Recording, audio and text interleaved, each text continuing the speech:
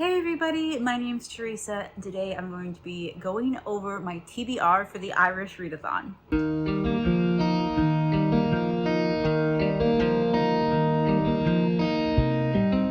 Hi guys, welcome to my channel. I'm really excited about this. The Irish Readathon is one of my favorite readathons that happen throughout the year because I have some Irish ancestry and it's always so much fun to read Irish books. Of course, we have St. Patrick's Day coming up tomorrow or the next day, depending on when this gets posted, but real soon.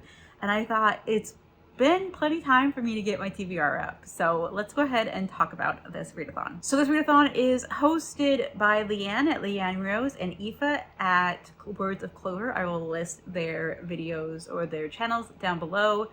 This is a readathon that happens every year in March. It takes place throughout the entire month of March. And it's just about reading and celebrating Irish literature. Basically, if you read any Irish book in the month of March, you have participated in an Irish Readathon, but there are certain prompts to kind of help us pick our books, and I'm really excited. There's a group book as well. I don't remember what it is. You can watch their videos to find out. I'm personally not reading it. It's like a contemporary, I think. I don't read contemporaries, so I'm not going to be reading it. But let's go ahead and go over the prompts. Every book that I'm reading is, I think every single one I'm reading is actually written by an Irish author. And most, if not all, take place in Ireland. So that's pretty fun. I'm excited. So the first prompt is to read a green book. And this is literally just read a book with green on the cover, anywhere on the cover. I'm going to be reading The Thing About December. This is by Donal Ryan. This is a short little book. It's something like 200 and some pages. 205. 207 if you count the acknowledgements. The author is Irish and this is set in Ireland. It's actually funny that I say I don't read contemporaries because I think this is kind of a contemporary, but this is a book. Let's see, it is the finalist of the Irish Book Awards Novel of the Year and the Kennedy Group Irish Novel of the Year. So this is about a man who has to move back home to the family farm once his parents pass away. He inherits the family farm and a healthy bank account, both of which he proves incapable of managing on his own. Village bullies and scheming land grabbers stand in his way no matter where he turns. And so basically this is set over the course of 1 year. It just talks about this man trying to figure out his life and deal with the situation that has been handed him by taking over the farm. And it's really interesting the way that this book is written because each chapter is a month of the year. It starts in January and it ends in December. So this is the book, and you guys can obviously see there is a lot of green on the cover. The entire back is green. The inside flap is green. Lots of green on this book. So this is what I'm reading for a green book. After that, we had read an Irish children's book, and I'm choosing to read a middle grade. And this is A Slip of a Girl. This is by Patricia Riley Giff, and this is a Newbery Honor winner. This book is told in verse. At least I believe this is verse. It looks like poetry, but it's in novel form. That's verse, right? I've never read a book like this before. This also is really interesting because it has photographs, like real photographs of different situations. This is about a young girl. It's a historical fiction. It's about a young girl named Anna. It says poetry, family accounts, and an unforgettable young heroine combine in this deeply personal look at the Irish land war.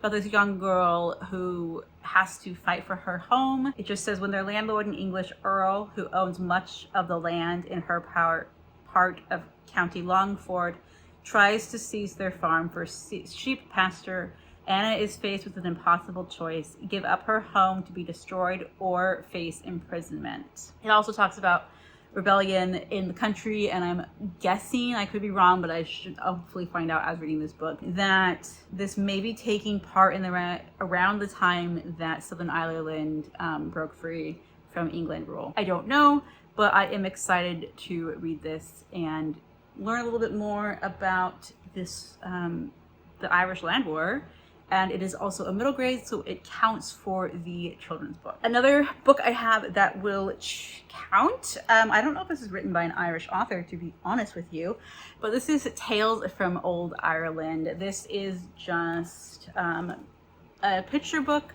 all about the myth and lore of Ireland. So this is definitely one that will count as well. Yeah, both of the author and the illustrator are Irish.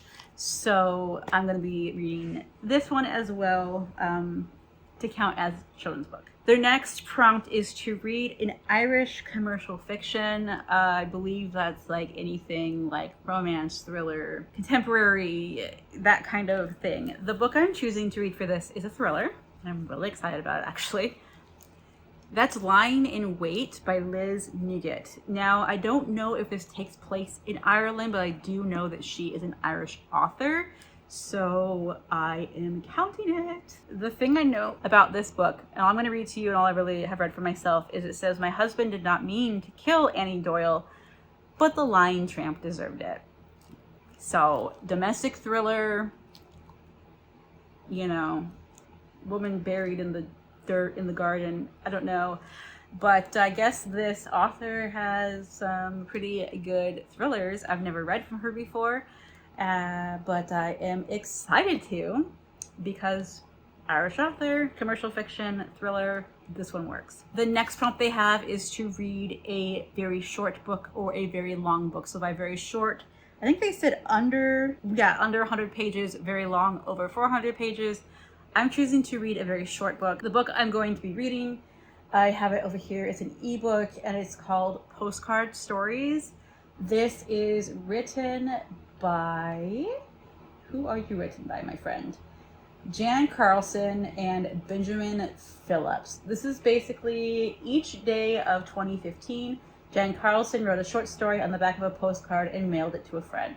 Each of these tiny stories was inspired by an event, an overheard conversation, a piece of art, or just a fleeting glance of something worth thinking about further. This collection of highlights, Carlson presents a panoramic view of contemporary Belfast, its streets, coffee shops, museums, and airports, through a series of small but perfectly formed snapshots of her home.